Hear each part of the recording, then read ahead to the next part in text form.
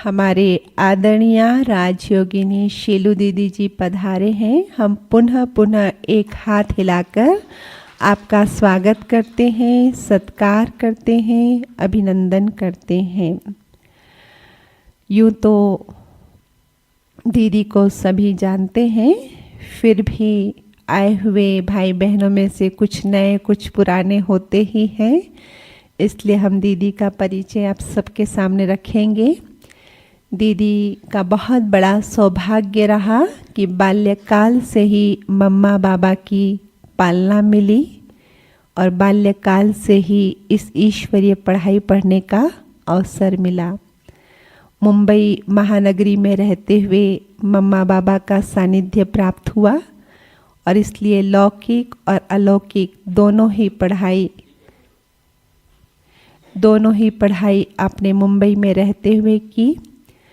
1969 में जब ब्रह्मा बाबा अव्यक्त हुए, वो वर्ष था जब आप अपने बीएससी फाइनल ईयर में थे और वो सेशन तो समर में पूरा होता है, तो समर तक बीएससी फाइनल ईयर की एग्ज़ाम देकर आप मधुबन में आए और मधुबन में बाबा के अव्यक्त होने के बाद सबसे पहली ट्रेनिंग जो रखी गई थी कन्याओं को टीचर्स बनाने की ट्रेनिंग, उसमें आपने पार्टिसिपेट किया और एक राजयोगा टीचर के रूप में आप तैयार हो गए और बाबा ने दादियों ने आपको आरंभ में विभिन्न सेवा स्थानों पर भेजा।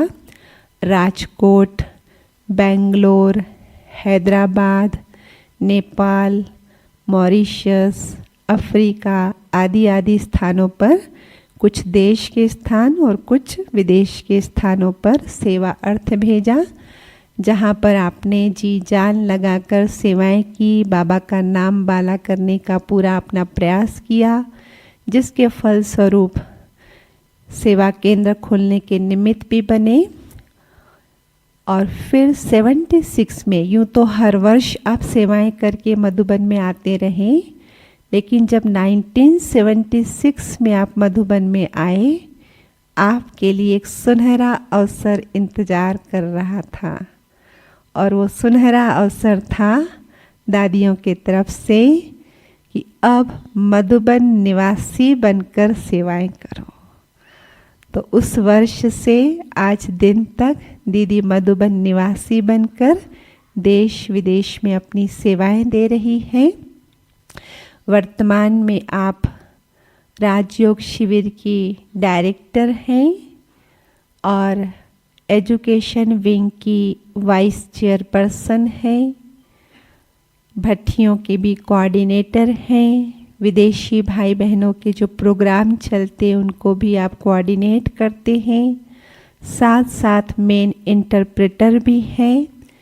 जब बाबा की मुरली चल रही होती है डायमंड हॉल में, आप ट्रांसलेशन कैबिन में बैठकर उस मुरली को ट्रांसलेट करते हैं, जिसको सुनकर अन्य भाषाओं में ट्रांसलेशन किया जाता है, जिस कारण से कई विदेशी भाई बहनें आपका एक नाम रखते हैं, हिज मास्टर्स वॉइस।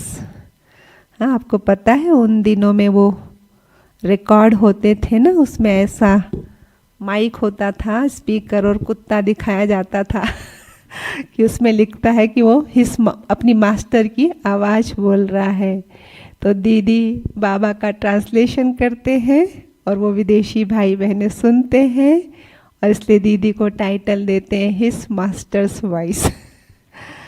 तो इस प्रकार से देश और विदेश में आप अपनी सेवाएं दे रहे हैं। करीब 75 से भी अधिक देशों का भ्रमण करके बाबा का संदेश सब जगह आपने पहुंचाया है, ब्राह्मणों की पालना की है और जो पालना आपने मम्मा से, बाबा से, दादियों से ली है और जब अब दादियाँ अव्यक्त हो गई है, उसी पालना का रिटर्न देने में आप सदा व्यस्त रहते हैं।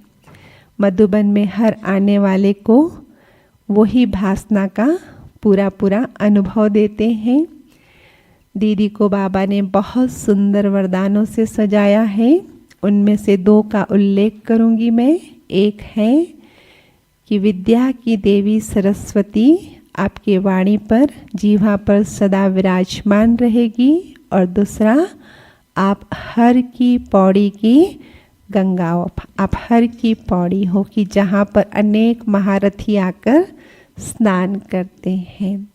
तो ऐसी हमारी दीदी जिनको भगवान ने स्वयं वरदानों से सजाया है, और जिसके परिणाम स्वरूप हम देखते हैं कि आपके जीवन में सरलता, मधुरता, नम्रता, सहनशीलता आदि गुणों की सरिता सदा ही बहती रहती है, और जिस कारण से सभी को आपसे अपनेपन की भी वो भासना आती है। तो ऐसी हमारी दीदी आज हमें बताएंगे भट्ठी का लक्ष्य और उद्देश्य। यूँ तो बहुत बड़ा लक्ष्य है संपन्नता की ओर बढ़ना, लेकिन बड़े लक्ष्य को हासिल करने के लिए छोटे छोटे लक्ष्य हासिल करने होते हैं।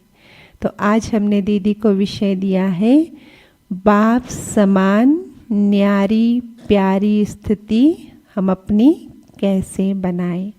तो हम दीदी से सुने। अभी हम सुनेंगे आदरणीय दीदी जी से बाप समान न्यारी प्यारी स्थिति। आदरणीय दीदी जी। ओम शांति, ओम शांति, ओम शांति। मधुबन तपोभूमि, वरदान भूमि, ब्रह्मा बाप, जगदम्बा माँ और सर्व दादियों की तपस्या भूमि,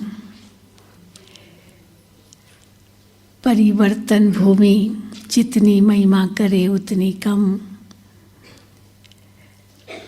ऐसे भूमि पर आप सभी पधारे हैं। तो सर्व मधुबन निवासी भाई बहनों की तरफ से और हमारे तरफ से भी आप सभी का बहुत बहुत बहुत स्वागत है, स्वागत है, स्वागत है। चंद्रपुर तो नाम तो सुनते ही रहते हैं। महाराष्ट्र, महान राष्ट्र आपका है। तो बाबा तो महाराष्ट्र की बहुत महिमा करते हैं। तो ऐसे महान राष्ट्र से पधारे हुए आप सब भी महान आत्माएं हो ना।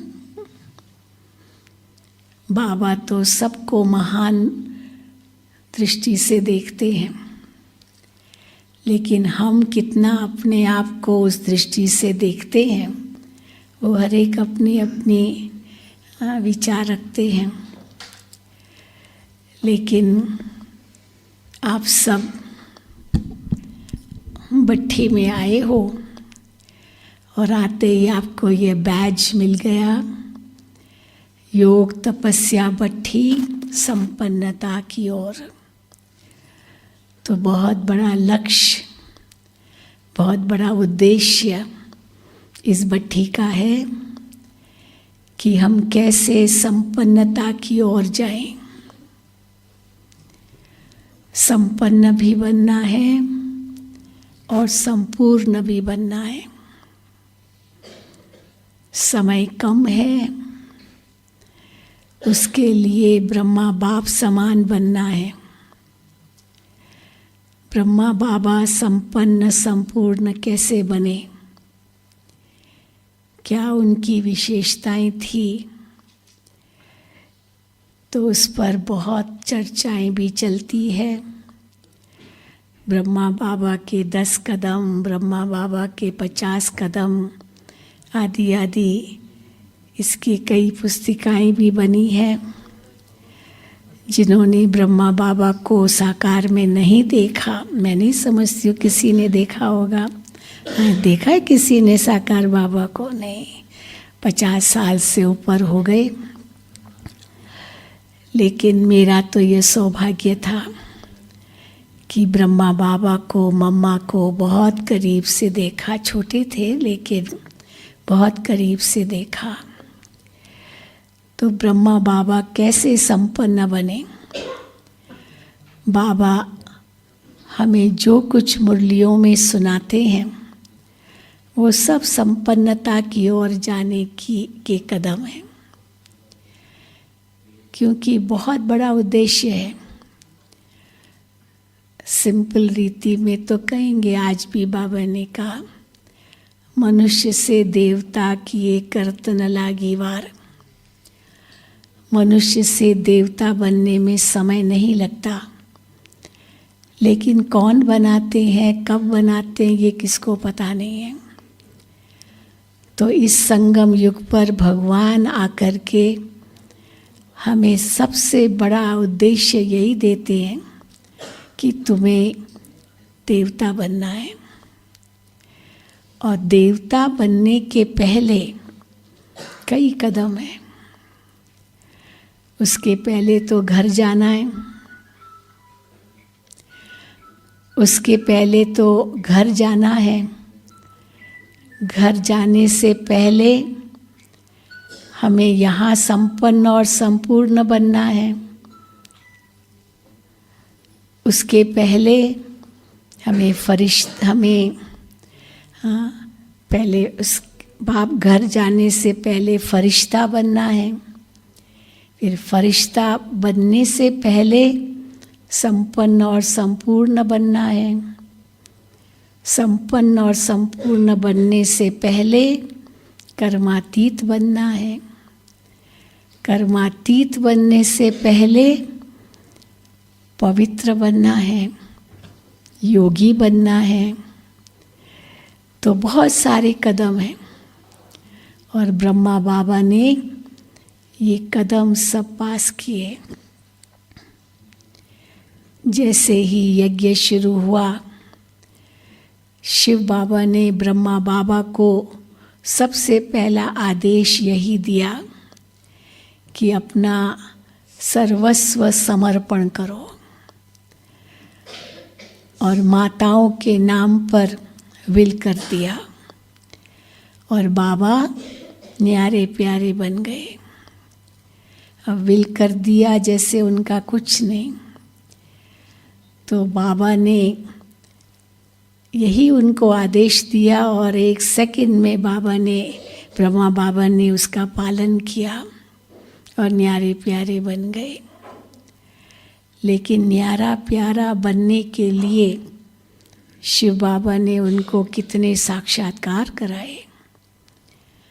सबसे पहले तो विष्णु का साक्षात्कार कराया और उनको यह दिखाया कि तुम कितने ऊंचे बन सकते हो। अहम चतुर्भुज तत्त्वम। तो विष्णु का साक्षात्कार करा करके विष्णु बनने का लक्ष्य बाबा को शिव बाबा ने दिया। तुमको ऐसे बनना है। और फिर कैसे बनना है, उसके लिए शिव बाबा ने ब्रह्मा बाबा को विनाश का साक्षात्कार करा दिया। सीधा त्याग नहीं करवाया, विनाश का साक्षात्कार करा के वैराग्य दिलाया इस कलयुगी दुनिया से कि ये दुनिया अभी गई की गई। तो बेहद का वैराग्य आ गया बाबा को। बाबा को जिसका वो व्यापार करते थे हीरों का, बाबा को पत्थर दिखाई देने लगे। तो व्यापार में तो फिर मन नहीं लगता। तो बेहद का वैराग्य दिलाया।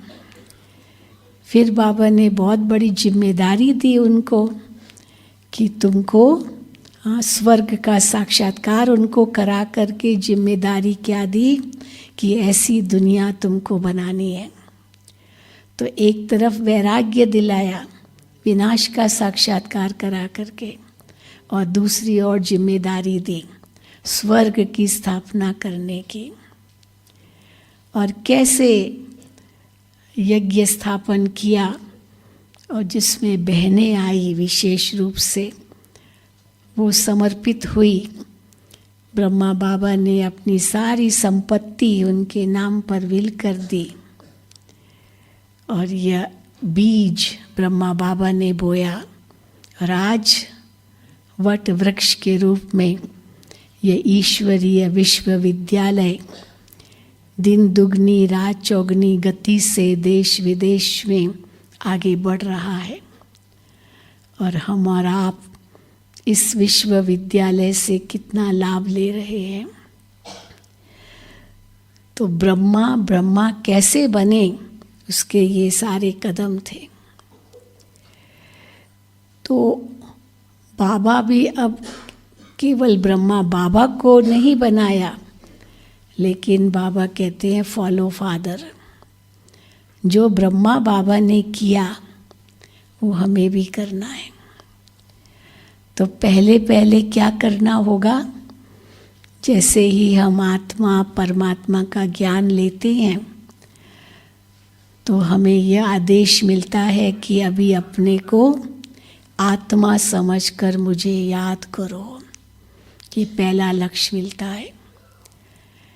जिस याद से तुम्हारे विकर्म विनाश होंगे, बाबा कहते हैं। तो इसीलिए ये राजयोग हमें सिखाया, योगी बनाया। फिर बाबा ने दूसरा कदम क्या लिया, सबसे प्रतिज्ञा कराई कि अपने जीवन को पवित्र बनाएंगे, पवित्र और योगी बनाएंगे। तो पवित्र और योगी बनाने का जब लक्ष्य मिला तो सब ने यही संकल्प किया कि हम अपने जीवन को पवित्र और योगी बनाएंगे। सब संबंध एक बाप से, एक के सिवाय दूसरा कोई नहीं। हमने बाबा को वायदा किया, आपने भी किया ना, सबने, जैसे दादियों ने किया। और इस यज्ञ में कैसे समर्पित होकर के अपनी आत्मा को इतना शक्तिशाली बनाया। 14 वर्ष तपस्या की और फिर कैसे भारत में आने के बाद ये सब दादियाँ सेवाओं पर निकली। जो तपस्या की थी 14 साल की, वो सर्व के आगे प्रकट की और सबको बाबा का बनाया। तो एक ब्रह्मा बाबा ने कितनों का जीवन बदलने में सहयोग दिया। और अभी भी ये सहयोग, ये साथ, ये मदद, शक्ति बाबा दे रहे हैं।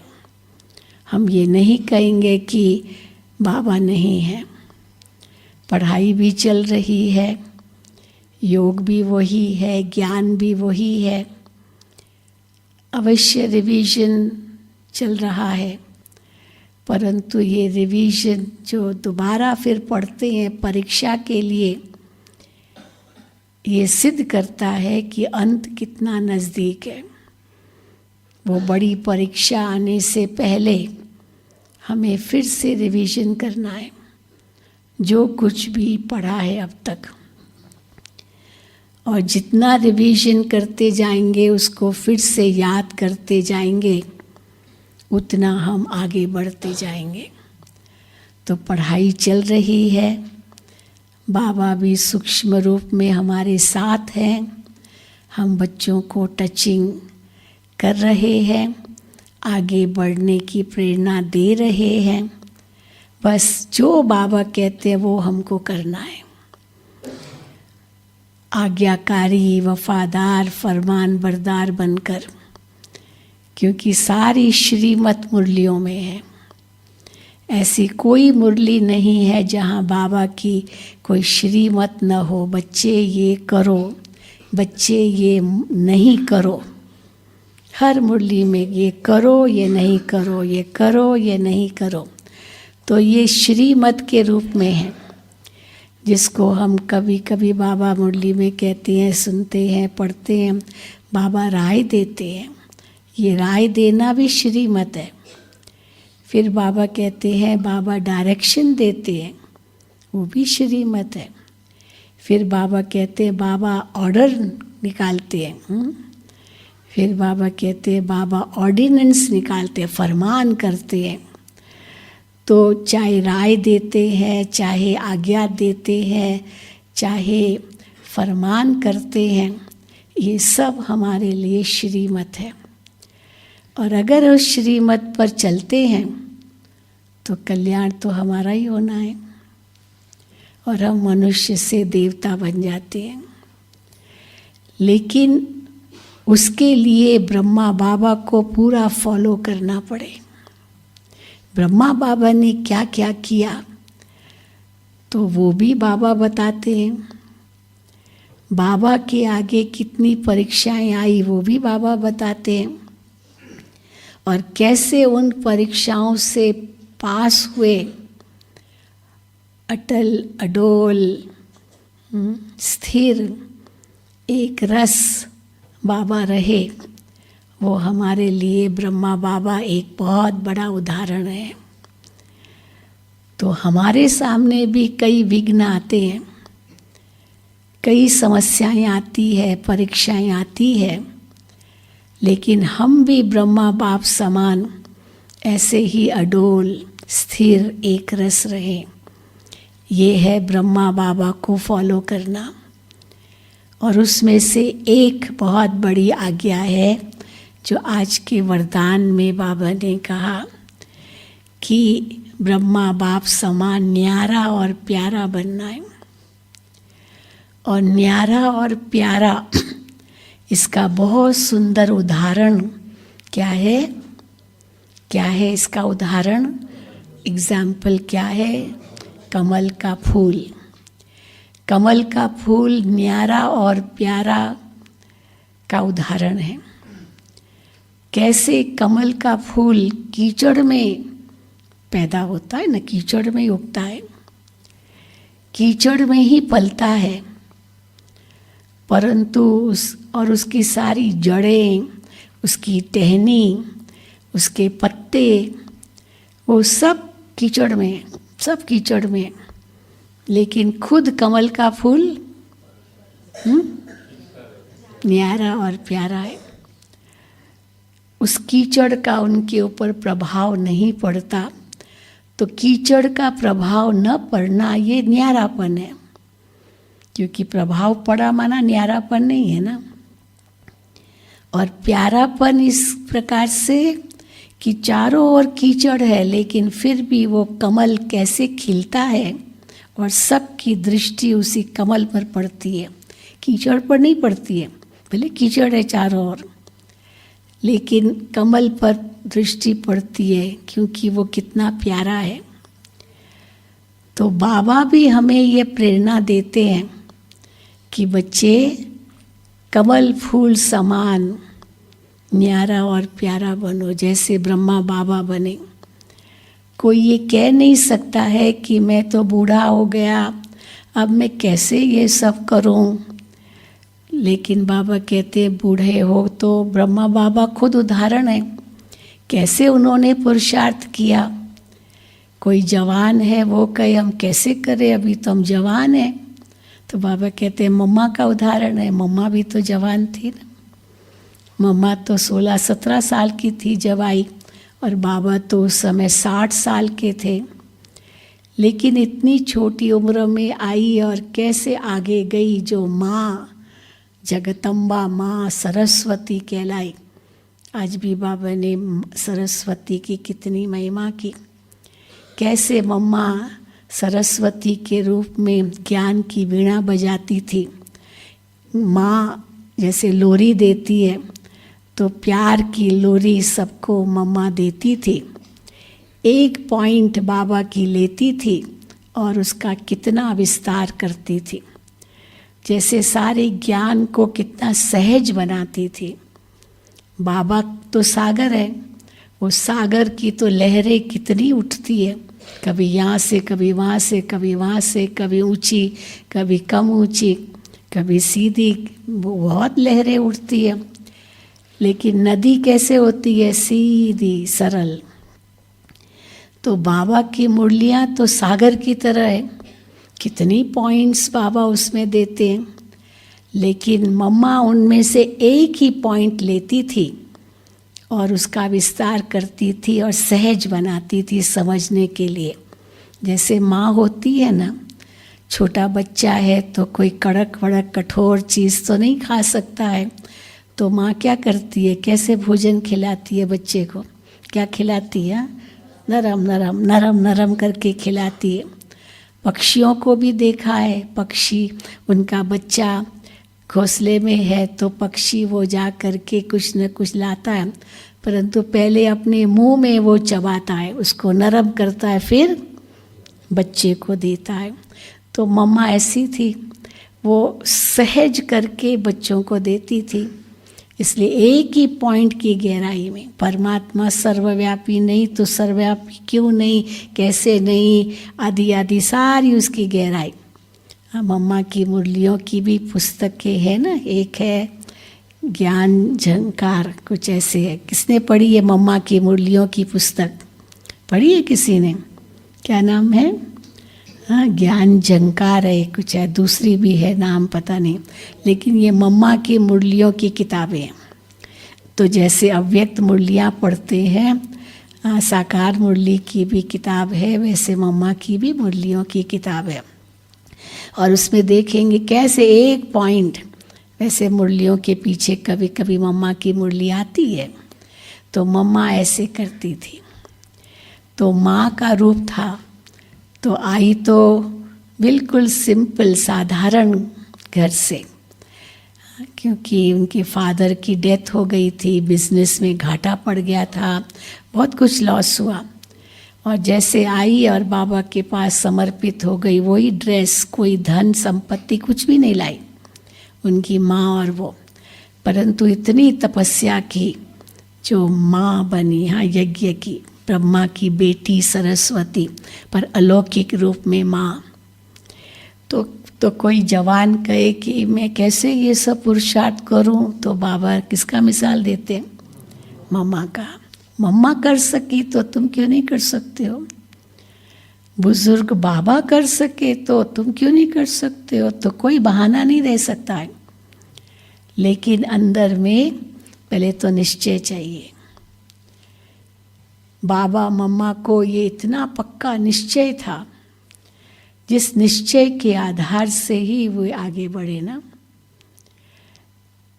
तो हम भी कैसे माता पिता के समान बने, उनको फॉलो करें, न्यारे और प्यारे बने, कमल फूल समान बने, क्योंकि परिस्थितियों को तो हम रोक नहीं सकते। हम ये नहीं कह सकते ये परिस्थिति क्यों आई, ये विघ्न क्यों आया, ये समस्या क्यों आई, हाँ, ये बाधा, ये बंधन, ये सब क्यों, ये नहीं कह सकते। क्यों नहीं कह सकते? क्योंकि है तो हमारा ही कर्मों का हिसाब किताब। हम किसी को दोष तो दे ही नहीं सकते। चाहे कोई भी बात सामने आती है, हम किसी को दोष नहीं दे सकते हैं। इसके कारण ये हुआ, इसके कारण हुआ, उसके कारण हुआ, अगर ये नहीं करता होता तो ये नहीं होता था। तो ये कारण हम नहीं दे सकते हैं। लेकिन निवारण सबसे पहला क्या है कि हम पहले बुद्धि में ये रखें कि है सब मेरे कर्मों का हिसाब किताब। कई बार कहते हैं ना, बाबा परीक्षा लेता है, कई बार बाबा कहते हैं माया आती है। अब बाबा परीक्षा लेता है, माया आती है, या ये हमारे कर्मों का हिसाब किताब है? क्या कहेंगे? हाँ? बाबा परीक्षा ऐसे लेगा क्या? है तो हमारे कर्मों का हिसाब किताब, लेकिन हम वो कर्मों का हिसाब किताब दुखी होकर के न भोगे। हाय क्या मेरे कर्म, जिसको बाबा कई बार कहते ना, कर्म अपना कूटते हैं। हाय क्या मैंने ये कर्म किया, मैं अगर ऐसे नहीं करता होता तो ये नहीं होता था, अब क्या मेरे कर्म। तो कर्म को कूटना भी नहीं है, क्योंकि कर्म तो किया है तभी तो है वो। ड्रामा का ज्ञान भी है कि ड्रामा फुल स्टॉप, है मेरे ही कर्म, इसलिए हम किसी को दोष नहीं दे सकते। तो बाबा परीक्षा लेता है ये भी हम नहीं कह सकते। बाबा परीक्षा लेता है माना जैसे कि बाबा ने दुख दिया, और हम क्या कहते हैं, भगवान तो कभी दुख देता ही नहीं है। तो बाबा परीक्षा लेता है, या फिर कहते माया आई, तो माया भी क्या है, ये हमारी कमज़ोरी ही तो है, और क्या है, विकार क्या है, ये सारी हमारी कमज़ोरी है। हिंदी में कमज़ोरी को ही विकार कहा जाता है। जैसे कोई मकान बनाते हैं ना, अब कुछ सालों के बाद उस मकान में दरारें आती है, क्रैक्स आते हैं। तो क्रैक्स ये क्यों आते, दरारें क्यों आती है, क्योंकि कमज़ोरी आ गई दीवार में, और जब कमज़ोरी आ गई तो उसको कहते हैं विकार, ये विकृति आ गई, विकार आ गया। तो विकार क्या है, ये हमारी कमज़ोरी है। और वो कमज़ोरी का कारण क्या है, देह अभिमान, ये पंच इंद्रियाँ, यही कमज़ोरी का कारण बन जाती है। तो देह अभिमान कैसे विकारों को उत्पन्न करता है वो भी बाबा बताते हैं। जो इंद्रियों के रस है वही विकार उत्पन्न करते हैं। 5 विकार जब हम कहते हैं, काम, क्रोध, लोभ, मोह, अहंकार, ये पांचों विकार जो 5 रस के रूप में हैं, ये पंच इंद्रियों से ही प्रकट होते हैं। कैसे, काम विकार क्या है, उसको कहेंगे स्पर्श रस। स्पर्श, हाथ लगाना। हाथ क्यों लगाते हैं, हम किसी संग्रहालय में जाते हैं, म्यूजियम में जाते हैं, तो वहाँ लिखा रहता है कृपया हाथ मत लगाइए, हाथ मत लगाइए, हाथ मत लगाइए। फिर भी क्या करते हैं, हाँ, हाथ लगाते हैं। अगर खुला है, अब शीशे, इसीलिए शीशे लगाए हुए हैं भाई, कोई हाथ लगा ही ना सके। अब सब जगह तो शीशे नहीं होते हैं, चलो का रस्सी होती है ताकि आगे न जाए, फिर भी आगे हाथ जाता है। हाँ, सब मना, सारे प्रिकॉशंस है, ये नहीं करो। पढ़ते भी ऐसे नहीं कि पढ़ना नहीं आता है, पढ़ भी लेते, कृपया हाथ मत लगाइए, और फिर भी हाथ लगाते हैं। तो ये काम वासना का सबसे छोटा रूप है, और धीरे धीरे कैसे ये काम वासना बढ़ती है, जो आज हम देख रहे हैं। काम वासना का विकराल स्वरूप क्या है, बलात्कार, है ना। ये काम वासना का ही तो ये विकराल स्वरूप है, बलात्कार। ये सब बाबा कहते हैं भ्रष्टाचार, ये सब विकार भ्रष्टाचार का ही रूप है। फिर क्रोध देखो, तो क्रोध कैसे पहले प्रकट होता है। वैसे भी कहते हैं ना कि मन का दर्पण ये चेहरा है, तो जो मन में विचार आते हैं वो चेहरे से प्रकट होते हैं। अब अगर मन में गुस्सा है, क्रोध है, तो सबसे पहले कैसे प्रकट होता है, वाणी में तो बाद में आता है।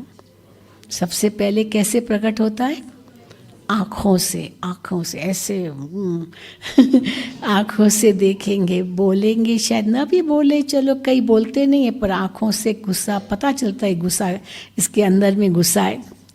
तो इसीलिए आँखें, वही आँखें देखो, बाबा हम बच्चों को कहते हैं कि आँखें शीतल बनाओ।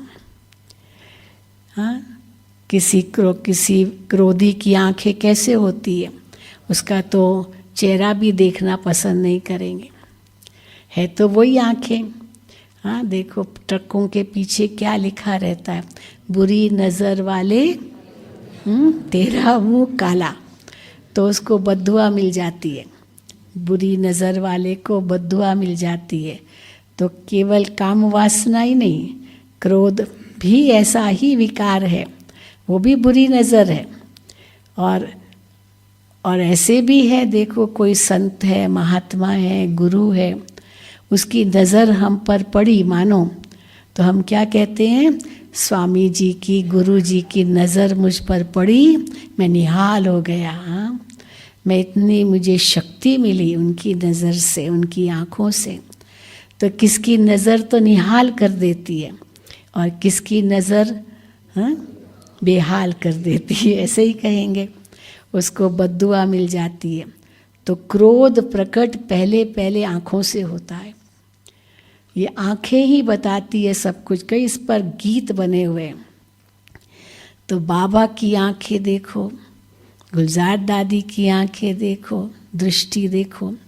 गुलजार दादी को तो ब्रह्मा बाबा का वरदान था, बच्ची आपकी दृष्टि बहुत सेवा करेगी। तो देखो बाप दादा उनकी दृष्टि द्वारा कितना सबको निहाल करते रहे। फिर लोभ देखो, लोभ के लिए विकार कौन सा है? लोभ के विकार के लिए कौन सा अंग है? हाँ, जीभ रस। बस ये खाऊं खाऊं खाऊं। हाँ? और बाबा क्या कहते हैं, वो कहा जाता है ना, खाऊं खाऊं खाऊं तेरे पेट में बलाऊं। बलाऊं माना कीड़े, पेट में कीड़े होते हैं ना, तो वो कीड़े सारा भोजन खा जाते हैं। फिर क्या होता है, बार बार दिल होती खाऊं खाऊं, हाँ ये भी खाऊं। हर बार मुंह जैसे चलता ही रहता है, सारा दिन जैसे मुंह में तुरंत चला जाता है कोई चीज़। भाई कुछ नियम रखो, कुछ संयम रखो। नहीं, बस ये भी खाऊं वो भी खाऊं। हाँ, कई इस पर चुटकुले बन गए। इतने लड्डू खा लिए, इतने लड्डू खा लिए जो एकदम यहाँ तक भर गया। तो पेट में दर्द होने लगा। तो किसने कहा कि हाजमोला खा लो भाई, पेट वो हजम हो जाएगा। कहते हाजमोला खाऊं उसके बदले में लड्डू ना खाऊं। हाँ, इतना लोभ। और बाबा तो हमको कहते हैं कि ज्ञान रत्नों का लोभ रखो। और आजकल तो वैसे भी कहते हैं कम खाओ गम खाओ। इतना तो नहीं खाओ, क्योंकि ये पेट तो एक ही है ना। और दूसरा केवल भोजन की बात नहीं है, कई चीज़ें हैं।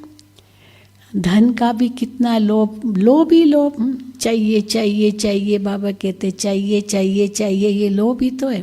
कितना चाहिए, कितना। हाँ, आवश्यकता तो ज़्यादा नहीं है, लेकिन इच्छाओं की तो कोई कमी नहीं है।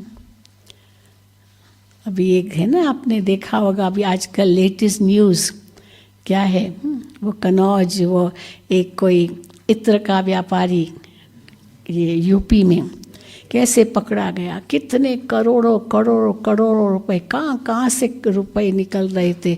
और ट्यूब से भी, पाइप से भी, टायर के अंदर से सोना। अरे इतना इतना इतना, बात मत पूछो। और चलता कैसे था, पुरानी स्कूटर पर।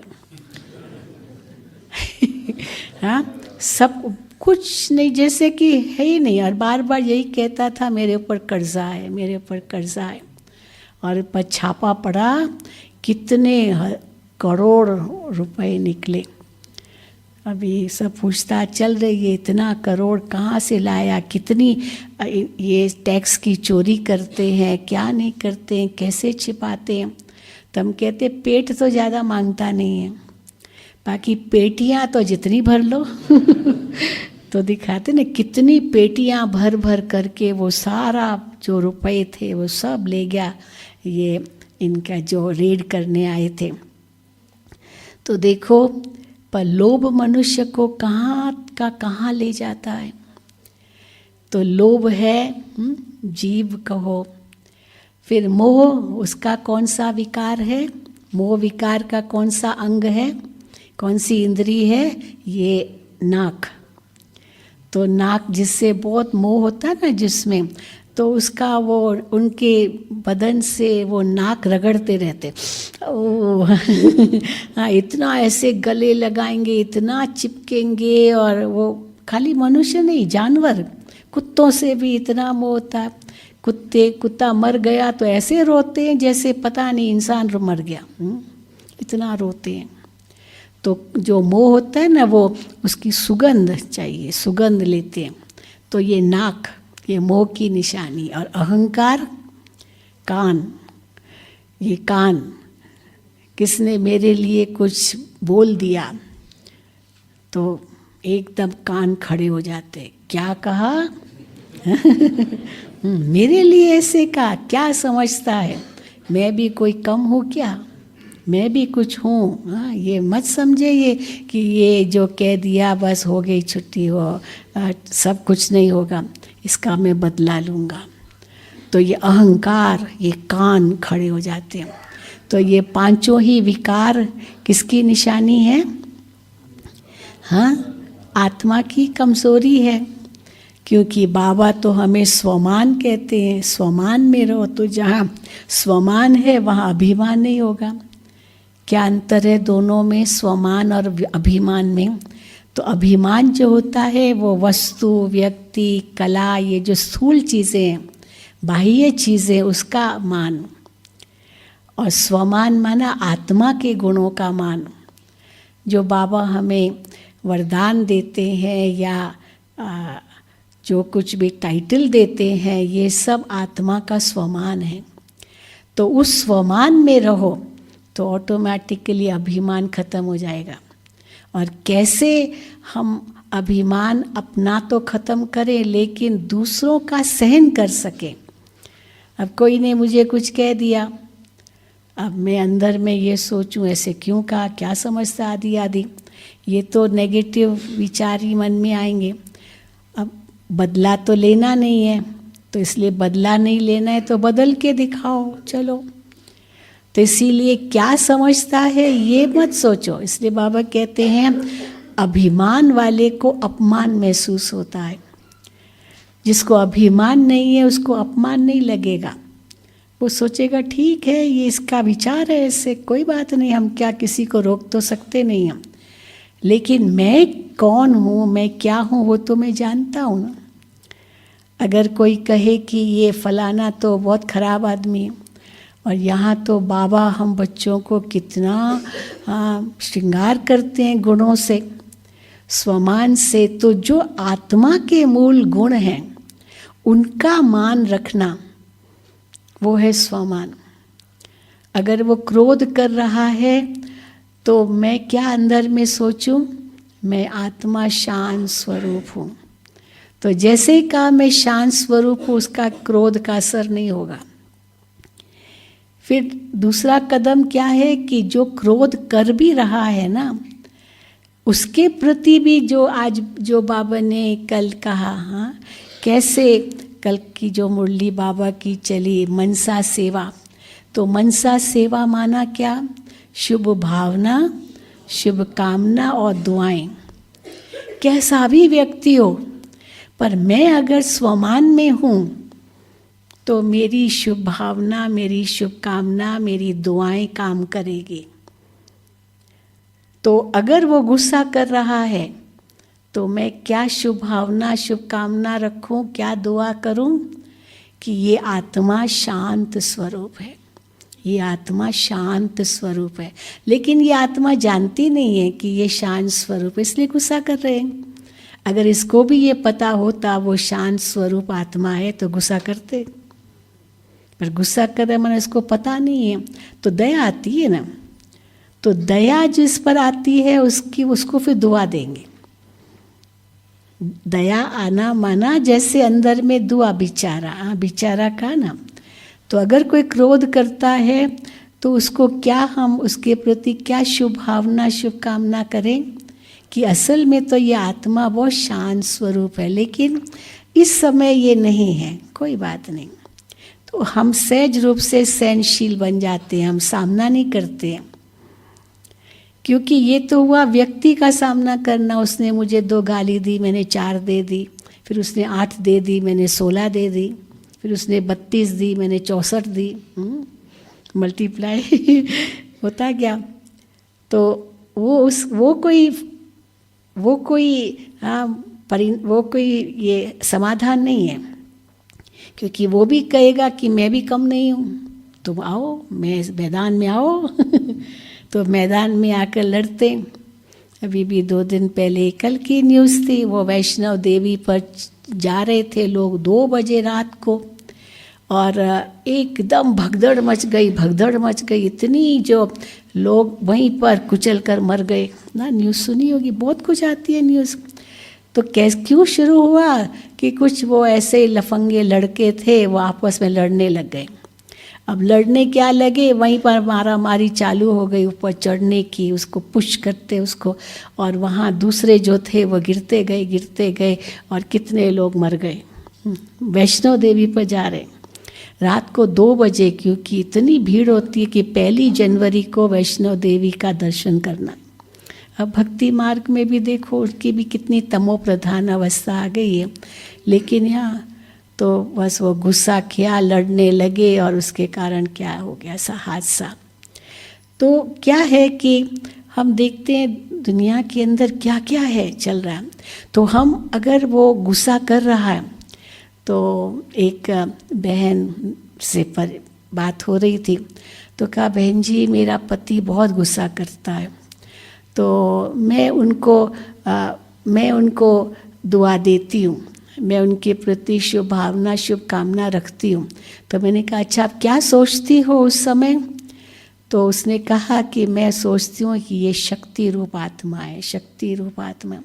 मैंने कहा ये मत कहो शक्ति रूप आत्मा है, क्योंकि वो अपनी बाह्य शक्ति दिखाएगा और गुस्सा करेगा अगर आप कहेंगे ये शक्ति रूप आत्मा है। तो उस समय क्या दुआ देनी है, क्या शुभकामना रखनी है, ये भी तो समझ चाहिए ना। तो क्रोध का जो ऑपोजिट है वो तो शांत स्वरूप है, प्रेम स्वरूप है, ये क्रोध का ऑपोजिट है। तो उस समय कौन सी दुआ देनी होगी? ये शांत स्वरूप आत्मा है, ये प्रेम स्वरूप आत्मा है, लेकिन इस समय ये आत्मा नहीं जानती है।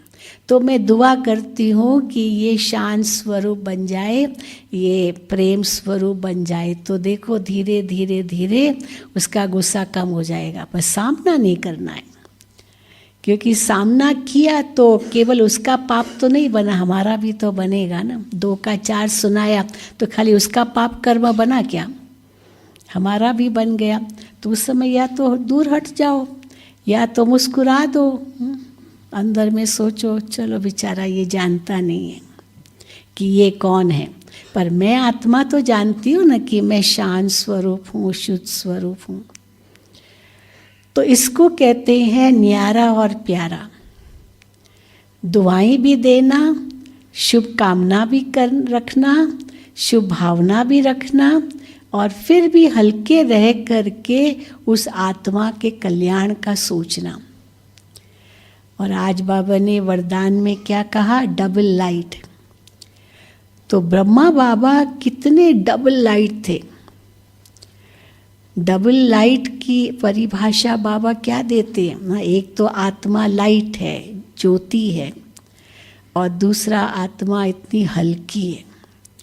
पर हल्की कैसे बनेंगे? शरीर के लिए भी कहते हैं ना कि भाई वेट कम करो, वेट कम करो, वज़न कम करो। तो वज़न कम करना माना हल्के बनना। तो हल्का बनने के लिए आत्मा को क्या करना पड़ेगा? कौन से संकल्प भारी करते हैं? नेगेटिव संकल्प बहुत भारी करते हैं। जितने मन में नेगेटिव विचार लाएंगे उतना भारीपन आएगा और हल्के नहीं बन पाएंगे। तो हल्का बनना माना नेगेटिव से एकदम मुक्त, व्यर्थ से भी एकदम मुक्त। व्यर्थ भी भारीपन लाता है। अब जैसे हम भोजन खाते हैं, आजकल तो ये जंक फूड खाते हैं, तो जंक फूड जो खाते हैं ना, तो वो जल्दी मोटा बना देता है, और अंदर में वो जो सही मात्रा में पौष्टिकता चाहिए वो तो मिलती नहीं है, परंतु फैट ही ज़्यादा होता है। जो जंक फूड होता है, तला फला पता नहीं क्या क्या खाते रहते हैं, तो मोटे दिखते हैं, लगता है कि ये तो बहुत हेल्दी होगा। लेकिन जितने पतले लोग दौड़ सकते हैं, मोटे लोग दौड़ सकते हैं क्या? बिल्कुल नहीं दौड़ सकते। इसलिए कहते हैं वज़न कम करो। ये घुटने आपके वज़न इतना सहन नहीं कर सकेंगे, न घुटने सहन कर सकेंगे वज़न, न हृदय सहन कर सकेगा इतना वज़न, क्योंकि उसको ब्लड पहुंचाना है सारे शरीर में। इसलिए हल्के बनो। तो बाबा कहते हैं आत्मा भी डबल लाइट बने। डबल लाइट तब बन सकेगी जब न्यारी प्यारी रहेगी, जिसको बाबा कई बार कहते हैं छोड़ो तो छूटो, छोड़ो तो छूटो। हाँ, पकड़ के रखा है। तो बाबा मिसाल किसका देते हैं? पकड़ के रखा है। बंदर का मिसाल। बंदर क्या करता है, उसको कैसे पकड़ते हैं? बाबा देव कहते हैं ना, बंदर को अगर पकड़ना है तो क्या करो, एक लोटा लो और उसका मुंह छोटा है और उसको माना वो चिपका हुआ हो धरती से, और उसमें चने डाल दो। अब क्या करो, वो आएगा, देखेगा अंदर चने हैं, वो हाथ डालेगा अपना चने लेने के लिए। अब उसको भागना है, कोई उसको आ रहा है पकड़ने, भागना है। अब चने भी नहीं छोड़ना है उसको, और भागना भी है। तो चनों को छोड़ता नहीं है, परंतु हाथ वो चने पकड़ करके वो हाथ निकाल नहीं सकता है बाहर। तो समझदारी तो ये होगी ना, चना छोड़ो और भागो, पर नहीं, चना भी नहीं छोड़ना है। तो ये लोभ की निशानी तो है ही है, तो इसीलिए वो भी छोड़ना नहीं है। छोड़ो तो छूटो ना, अगर छोड़ेंगे नहीं तो छूटेंगे कैसे? अब कोई बहुत बड़ा कुछ, किसी ने आपको बहुत धोखा दिया, कुछ दिया, और बिल्कुल ऐसे सदमे में आ गए, दुखी हो गए, बीमार पड़ गए, रोने लग गए। और यहाँ तक भी दुनिया में हम देखते हैं, कोई ऐसा घाटा पड़ता है या दिवाला मारते हैं, उनको तो ऐसा सदमा आता है जो मर जाते हैं, हार्ट अटैक आ जाता है, हार्ट फेल हो जाते हैं। अरे चलो वो हुआ, उसमें भी कोई कल्याण था, कोई राज था।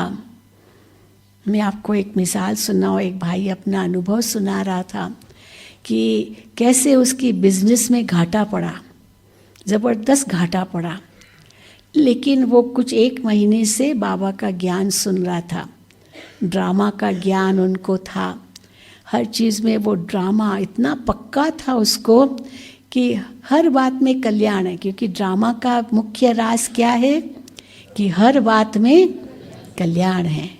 दूसरा राज क्या है ड्रामा का, कि कुछ भी नया नहीं है। ये ड्रामा का राज कुछ भी नया नहीं है। और तीसरा राज क्या है ड्रामा का, कि जो कुछ होता वो सही है, ऐसा ही होना चाहिए था। क्योंकि है तो कर्म की गति, इसलिए कर्म की गति तो अति न्यारी है, हम उसको रोक तो सकते नहीं हैं। तो इसीलिए हर चीज़ सही है, हर चीज़ में कल्याण है, और कोई भी चीज़ नई नहीं है, पहले भी हुआ है। ये सोचने से हम इतने हल्के बन जाते हैं, इतने न्यारे बन जाते हैं।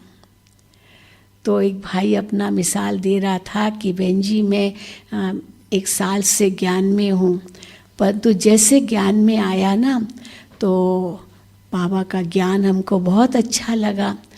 तो परंतु ज्ञान में आने के बाद धीरे धीरे मुझे घाटा पड़ने लगा धंधे में, लेकिन बाबा का ज्ञान हमको इतना अच्छा लगा जो मैं अपने आप को स्थिर कर सका।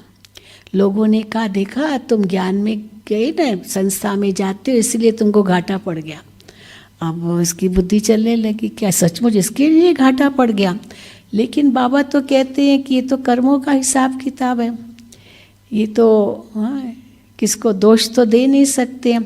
तो पूरा ज्ञान उसको बुद्धि में आ गया था, तो वो अपने आप को बहुत स्थिर रख सका, बहुत हल्का रख सका, सामना किया उस परिस्थिति का।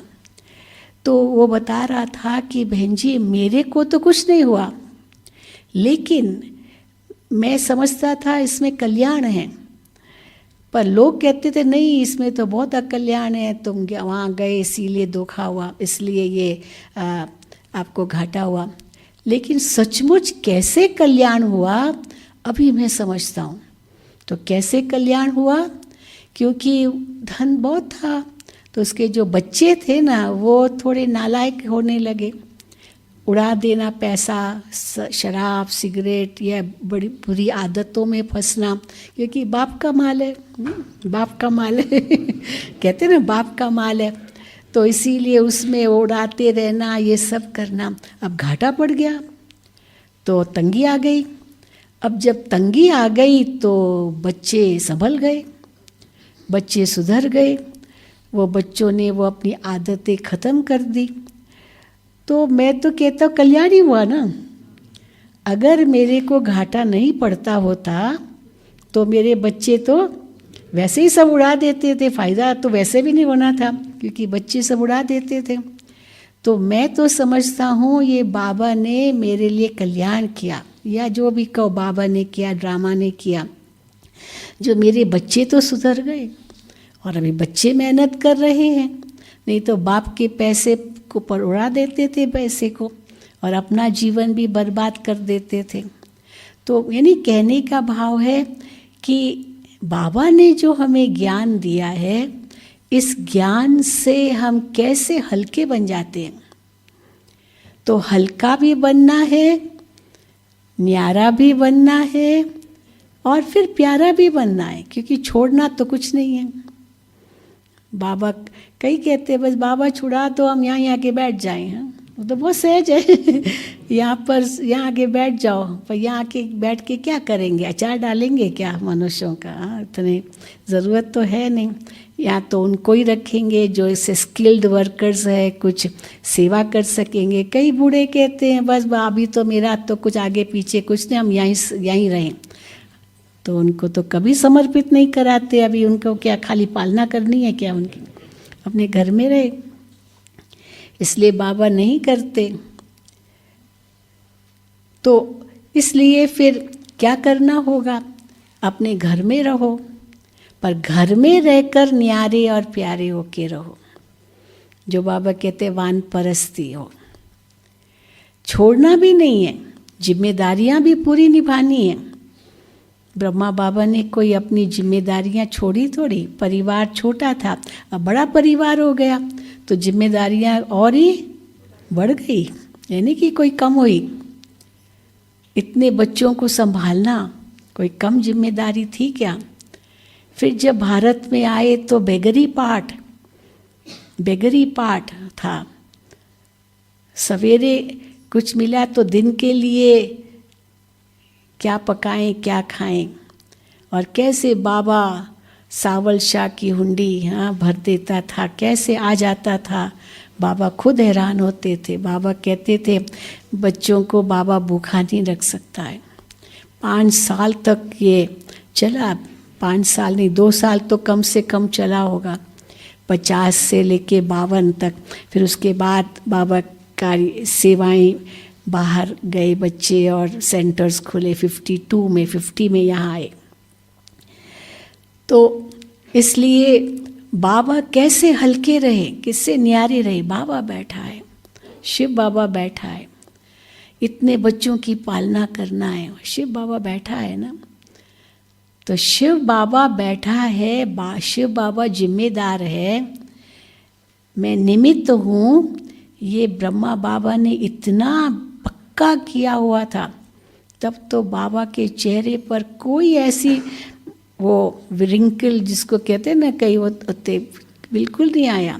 कई चिंताओं में कैसे डूब जाते हैं, और बाबा तो सदा फ्रेश रहते थे। दादियाँ हमारी देखो कैसी भी बातें आई, लेकिन कितने वो हल्के फुल्की रहती थी। इन सब का कारण क्या है?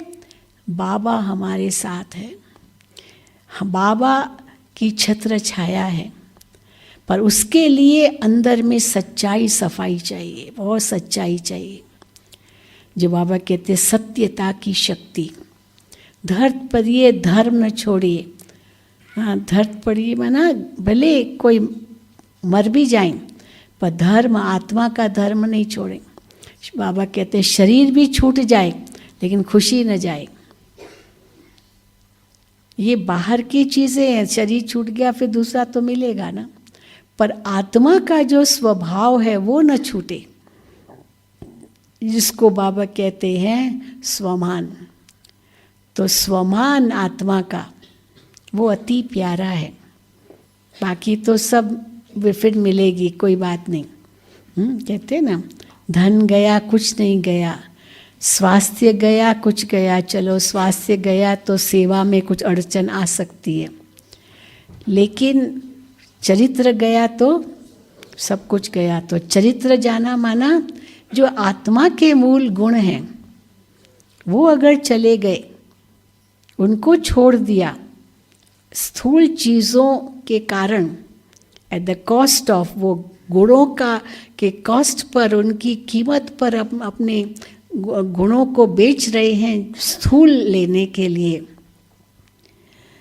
तो वो तो आत्मा पर दाग लग जाएगा, वो ही चलेगा साथ वो दाग। ये स्थूल चीज़ें तो फिर भी यहीं रह जाएगी। इसीलिए न्यारा भी बनना है, छोड़ो तो छूटो।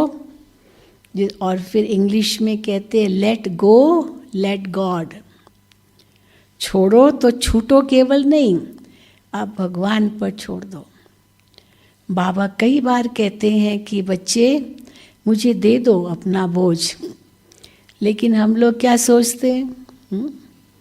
बाबा को इतना बोझ, इतने बच्चे हैं, उतना उनका तो बोझ संभाले, हमारा भी बोझ संभालेंगे, मैं अपने आप करूँगी, मैं अपने आप करूँगी। कई बार होता है, कई भाई बहनें कहते हैं मुझे आपसे मिलना था, लेकिन हम बार बार सोच रहे थे पता नहीं बिज़ी न होंगे, बिज़ी न होंगे, तो बिज़ी होंगे इसीलिए हम नहीं आए। अरे बिज़ी तो आप लोगों में ही है ना, और किस में बिज़ी है? डॉक्टर बिज़ी होगा इसीलिए मैं गया नहीं। अरे डॉक्टर बिज़ी होगा तो आप अपने तन को देखना है, या डॉक्टर बिज़ी होगा? वो तो पेशेंट्स में ही तो बिज़ी होता है, और किस में बिज़ी होगा? तो इसीलिए मैं गया नहीं। दादी जानकी के सामने एक बहन आई, तो दादी जानकी ने उनको कहा तुम इतना समय मधुबन में आई हो, इतना समय है, तुम दादी से मिलने नहीं आई? तो दादी को कहती है दादी मैं सोच रही थी मिलने जाऊं, लेकिन आप बहुत बिज़ी होंगे ना, इसलिए मैं आई नहीं। तो दादी ने कहा किस में मैं बिज़ी होंगी? आप लोगों में ही तो बिज़ी हूँ, और किस में बिज़ी हूँ? कोई और है क्या चीज़ जिसमें बिज़ी होंगे?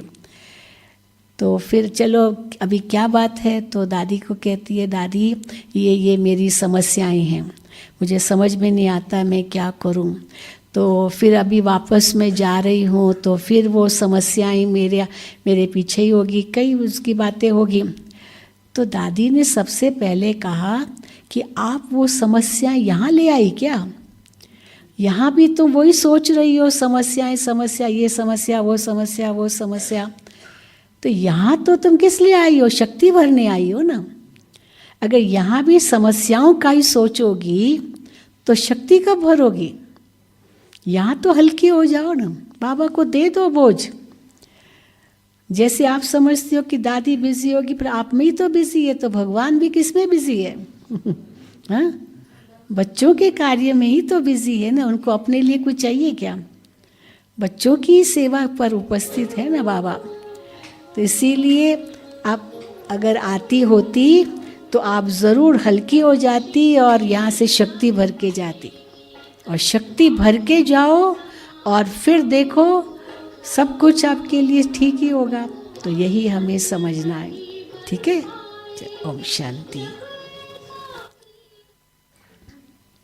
अच्छा, ओम शांति, ओम शांति, ओम शांति।